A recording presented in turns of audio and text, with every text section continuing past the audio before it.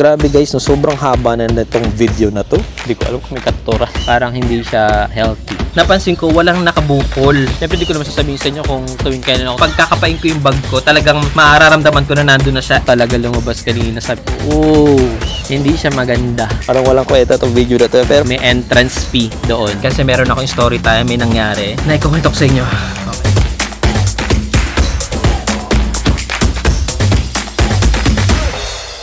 Ano pa bang mga pwede kong ikwento? Ang pwede ko pang ikwento sa inyo, syempre di ko naman sasabihin sa inyo kung tuwing kailan ako tumatakbo dito. Pero actually dati, nung nag-start ako tumakbo dito sa may UP Diliman, laging weekends, Saturday, Sunday, kasi syempre yun nga yung rest days natin. So dito ako tumatakbo noon. And dati, nag-start ako tumakbo dito, laging sunrise, which is 6 a.m., 7 a.m., or 8 a.m. ganyan. And laging maraming tao. Since maraming ang tao, nag-change ako ng oras ng pagtakbo, which is 3 a.m. and then 4 a.m. Halos madilim pa, kaya hindi pa ganoon karami yung taong tumatakbo, which is mas maganda para sa akin, para wala akong kaagaw sa oxygen. Tapos nag-decide ako na tumakbo every Monday morning para totally konti talaga yung tao. Monday morning 3 a.m. to 4 a.m. Tapos ngayon na lang ulit ako tumakbo dito ng ganitong oras, 6 a.m. na nag-start ako, nagdalawang round ako kanina, almost 7 a.m. Tapos ang dami palang tao dito kahit weekday, basta ganong oras, 6 a.m. to 8 a.m. maraming tumatakbo. Kaya kung gusto nyo na konti lang yung tumatakbo kapag gusto nyo mag-jogging, perfect talaga yung 3 a.m. tsaka 4 a.m. Bukod sa hindi maaraw or hindi mainit, konti yung tumatakbo, tapos malamig yung weather. Dito kasi sa Quezon City, which is malapit lang din dito, marami din akong place dito or spot na tinatakbuhan, pero mas pinili ko dito sa may UP Diliman kasi malawak yung oval track niya dito ng takbuhan, kaya mas pinipili ko dito. Marami pang puno. Although dun sa ibang tinatakbuhan ko dati may mga puno naman, pero mas prefer ko dito kasi konti na yung public transportation, tapos mahaba yung takbuhan, yung oval track niya. Yung other places naman or area na tinatakbuhan ko dati, Quezon City Circle, pero kasi nag-stop na ako tumakbo doon dahil sobrang dami na talagang tao. Kahit madaling araw, marami na rin tumatakbo doon. And may times noon kasi na nakasara yun kapag madaling araw pa. Hindi ko lang sure na ngayon kung nagbubukas pa rin kasi hindi na ako tumatakbo doon. Pero kasi nagbubukas kasi doon kapag almost sunrise na or umaga na, like 6 a.m. Ganong oras na siya nagbubukas doon dati. Tapos yung isa pang spot na tinatakbuhan ko, UP Ayala Land Techno Hub, na kung saan maraming establishment doon, offices and mostly call center companies. Pero may mga din kasi doon, nakatira din na parang I don't know kung may building ata doon na parang condominium na may nakatira kasi nag-work na ako doon dati. Tapos kapag uuwi ako, may mga tumatakbo din. Ang kagandahan kasi doon, konti lang yung tumatakbo doon, pero kasi syempre baka restricted yun para lang doon sa mga tenant na nakatira talaga mismo doon. Kaya hindi na ako tumakbo din doon. Tapos yung isa pa is yung wildlife park or wildlife garden na kung saan may mini zoo doon. Na doon kasi dinadala yung mga nahuhuling mga wild animals dito sa Metro Manila or dito sa Quezon City, tapos doon dinadala. Doon sino-surrender. Pero hindi naman ganun karami ang mga wild animals na nasosurrender doon. Almost mga ibon nga lang nandun or ahas, ganun. Ang kagandahan naman doon sa wildlife, maraming puno kasi doon, tapos konti lang din yung nagja-jog doon, konti din yung tao doon. Most especially weekdays, pero kasi kapag weekends doon, although may mga tao, spot din kasi yun for pictorial, tsaka mga prenup videos, ganun doon ginagawa kasi. Kaya maraming tao doon kapag weekends. Hindi ko pa na-try doon pumunta ng madaling araw kasi for sure, nakasara pa yun dahil may entrance fee doon. Bala ko sana mag-Osmo Pocket or mag-video habang tumatakbo, kaso nga lang ang dami ng tao. Nahiya ko. Tapos isa pa sa mga na-observe ko, pag 3 a.m. and 4 a.m. wala talagang dumadaan dito na sasakyan or public transport doon sa oval track. Pero kanina 6 a.m. tumakbo ako, wala pa akong nakita. Pero nung nagdalawang round ako ng 7 a.m. meron nang dumadaan na jeep doon lang banda sa part na basta may nadadaanan kasi sa oval track doon na may dumadaan na jeep. Wala lang, hindi siya maganda. Natabakbo dito ng ganong oras na may jeep kasi nga yung tambucho, yung usok talaga lumabas kanina. Sabi ko, parang hindi siya healthy na malalanghap mo yun tapos hingal ka. Ang pangit. Magawa sa in your bag na ako tapos nilapag ko yung Osmo Pocket. I-adjust ko lang tong camera. Gusto ko sana gusto ko sana i-autofocus siya sa mukha, kaso nga lang hindi makikita yung baba. Ayan, kasi nga mag-aano na tayo guys. Ay, wala pala akong ano. Wait lang, ikabit ko yung ano. Ikabit ko yung mic. Kasi mag-aano tayo, what's in your bag. What's in your bag running edition. Yung bag, kunin natin yung microphone. Kasi may mga nagpapatugtog na guys. So, kailangan mas clear yung audio ko. Chiring! Maganda kasi dito guys, meron siyang magnet. Ayun, no? So, pag kinabit siya, ganun lang pag kinabit. Medyo nilapit ko na. Sana okay to. Pan-testing lang naman talaga itong pinagagawa ko dito guys. Kaya pagpasensyahan nyo na kung parang medyo raw yung mga videos na ipopost ko or random, napaka-random. Habang naka-play yung video, tingnan natin kung okay pa rin siya na ikabit. Ayan. So, long press. Umilaw siya ng blue. And then, lumabas sa DJI mic transmitter connected and used for audio input, 100% battery remaining. Ay, ewan ko, nakakonect na siya, pero parang gumagana eh. Ayan. So, continuous lang. Parang ginamay ko lang. Kasi ang kagandahan dito, pwede mong pindutin dito para mag-play yung video. Excuse me. So, mag-ano tayo, what's in your bag. Grabe no, napakaramdom. Para lang humaba yung video na to. Habang nagbubuko tayo. Ayan, nagbubuko. Ito pa pala guys, ang sarap ng buko dito sa UP Diliman, kaya din ako tumatakbo dito. Although meron din tindang buko, fresh buko, sa Quezon City Circle, may fresh buko din doon, tapos mas mura, 30 pesos. Dito kasi sa UP Diliman, 50 pesos, pero masarap. Isa pa pala, kapag tumatakbo ako dito sa UP Diliman, hindi ako nagbabaon or hindi ako bumibili ng tubig. Iinom ako ng maraming tubig sa bahay bago ako pumunta rito and then magja-jog. Tapos kapag okay na yung oras ng pagja-jogging ko, bibili ako ng buko tapos iniinom ko siya. Kasi mas healthy yung buko juice, yung water ng buko. Umiinom na lang ako ng tubig pag nakauwi na ako ng bahay. Since malapit lang naman ako dito. So mag-what's in your bag na tayo. Ang dami ko nang pinagsasabi. So, eto muna mga nakalabas. Eto, towel.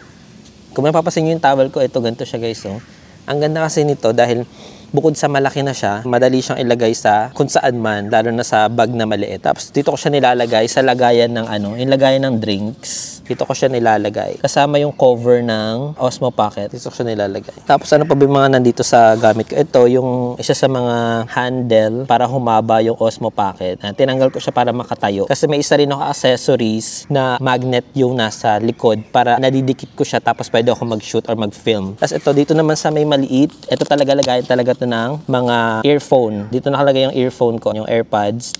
Ito talaga yung lagayan niya. Tapos, meron ako inhaler. Ito yung inhaler na nabibili sa Thailand. Nag-fade na yung nakasulat dyan. Kasi addict talaga ako sa inhaler. Tsaka, may times na nahihilo ako or what. Lalo pag bumabiyahe. Yan, inhaler. Tapos, itong nasa pinaka-main na lagayan. Siyempre, nakalagay dyan is yung cellphone. Isang cellphone lang, which is yung iPhone yung dala ko. Kasi, pag nakikinig ako ng music, dito talaga na-connect. Ayan, cellphone. Tapos, pera. Dapat dati ilalagay ko na talaga dito is yung coin purse ko kasi ang laki nun. Hindi siya kasya dito, kaya ito, yung cash. Tapos, itong kaisa-isang card na dala ko.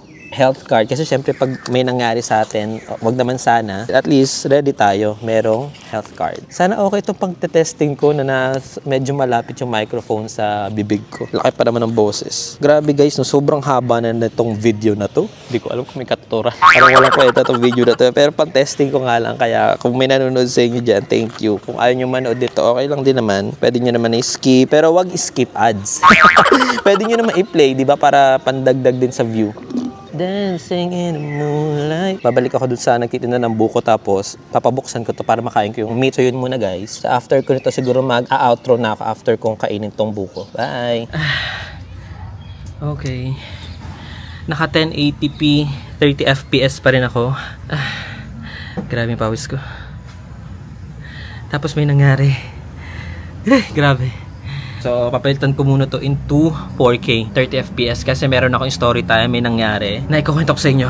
Okay, so lipat ko muna ng resolution. Ayan, so nakalipat na ako sa 4K, 30 FPS. Kanina, nasa 1080p, 30 FPS ako, pero 12 hours, more pa yung free space niya for video. Tapos ngayon naka 4K, 30 FPS ako, 5 hours na lang yung natitirang free space for video. Kung makikita niyo, pawis ako, hinabad ko muna yung sombrero ko kasi para makahinga yung ulo ko. Tapos ito na story time. Nandito ako ngayon sa may Plaridel Hall na kung saan isa rin to sa mga stopover ko or hinihintuan kapag hindi ko na kayang tumakbo or kapag nakaikot na ako ng dalawa. Tingnan nyo guys, meron siyang upuan at meron siyang lamesa. Talagang ano to, Ayun, meron doon mga stall pa. Talagang ano to, tambayan. Plaridel Hall, kung nakikita ninyo. Ito na nga guys, yung story time.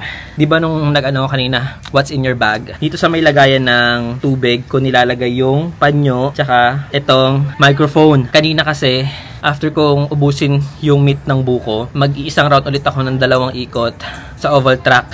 Hindi pala secure yung paglagay ko kasi yung unang takbo ko, secure yung paglagay ko nito. Tapos nakabalot kasi yan nakabalot yan dyan. Tapos nilalagay ko lang dito sa may lagayan ng drinks nitong bag na to. Hindi ko na secure yung paglagay ko. Siguro nakaisang round na ako ng ikot tapos nalaglag siya. Tapos nung pangalawang round, hinarap ko sa akin yung bag ko. Pagharap ko sa bag ko, siguro mga nakakalahati na ako ng oval track. Napansin ko walang nakabukol. Pagkakapain ko yung bag ko, talagang mararamdaman ko na nandun na siya. Naka 1/3 na ako ng oval track. Napansin ko na hindi ko na siya nakakapa. So agad-agad bumalik na ako. Lakad lang ang ginawa ko. Naglakad ako. Tapos ang ginagawa ko, tingin-tingin ako sa lapag. Tapos tingin-tingin din ako sa mga taong may bitbit. Kasi nag-aalala na ako. Baka mamaya nung nalaglag siya, baka naapakan or what. Habang naglalakad na ako pabalik, tingin-tingin ako sa lapag, sa sahig, tsaka sa mga taong may bitbit. Siguro hindi pa ako nakakalayo masyado, nakita ko na may couple, yung lalaki may bitbit siya na may kulay blue. Medyo malayo pala, nakikita ko na may bitbit siya na kulay blue, kaya agad-agad tinuro ko na doon sa kuya yung kulay blue na hawak niya, kasi nga nung medyo malayo parang bimpo lang siya, pero nung pagkalapit, yun na nga, eto na nga. At ang maganda niyan, hindi lang bimpo kasi nandun mismo yung mic sa loob pa rin. Thank God, may mga mababait talaga. At tingin ko naman hindi siya naapakan, kaya buti talaga siguro na nung nahulog to, na bitbit na agad. And nung binigay sa akin to, na turn over sa akin to ni kuya, hindi niya alam na ako. Kasi sabi niya, inaabangan na lang daw niya na may mag-claim. So, ibig sabihin, nung nalaglag ko to, medyo malayo na ako. Kaya wala nakapansin. Or siguro, nung may nakapansin na nalaglag ko to, wala nagtangka na pumulot.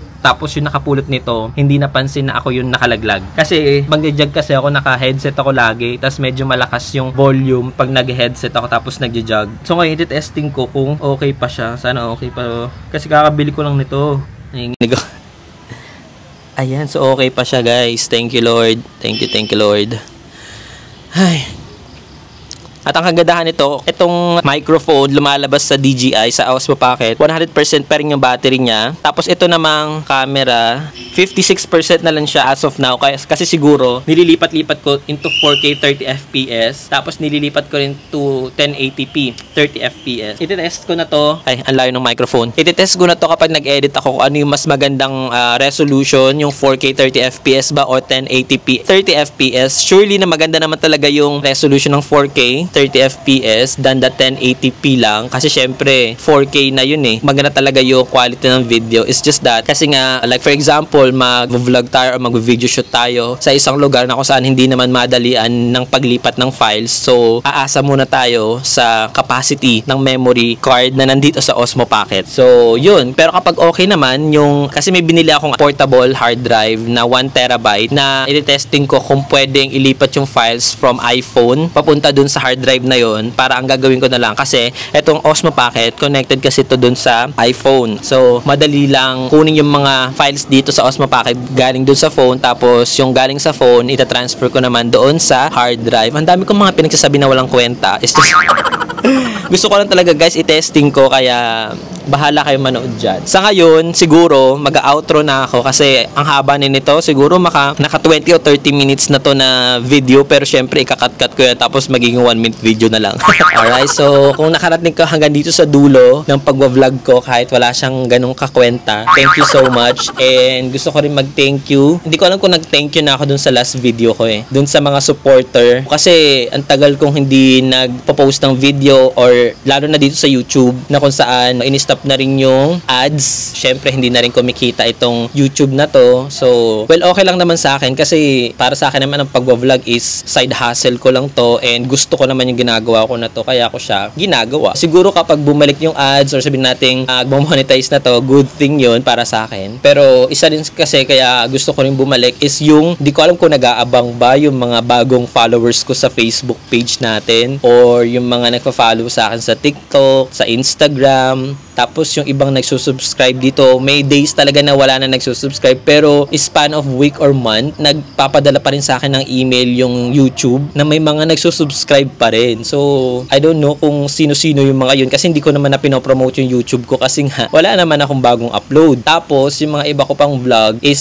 pinadelete. So, hindi na ako magkakwento about that. Is just na gusto ko lang ikwento sa inyo na ito na, nagbabalik na ako. And mas marami pa akong gustong gawin sa vlog na gusto kong i-share sa inyo, lalo na yung mga informative videos na gusto kong i-share sa inyo, which is yun yung isa sa mga pinagsimulan ko na marami akong views. Yung pagiging informative ko, yung pagiging madaldal ko about facts. Basta, tune in na lang kayo sa mga ipopost ko, lalong-lalo na sa Facebook page natin na i-follow nyo ako. Siguro, ipopost ko na lang yung link ng Facebook page natin dyan sa description box. And also, follow nyo rin ako sa TikTok kasi may mga informative video na rin ako na ipopost doon. Sa Instagram na din kung gusto nyo makakita ng mga recent update kung nasaan ako or kung saan ako nagpupunta. So, I think that's it for today. Thank you so much guys for watching. Thank you, nakarating kayo hanggang dulo nito. Alright, so kapag meron na akong ads, don't skip the ads para mas maraming pa tayong vlogs or videos na maipost. Alright, so thank you so much guys. Again, ang dami kong thank you guys no kasi saying thank you is not enough for me to go back and to create more videos for you. Thank you and see you on my next adventure. Bye!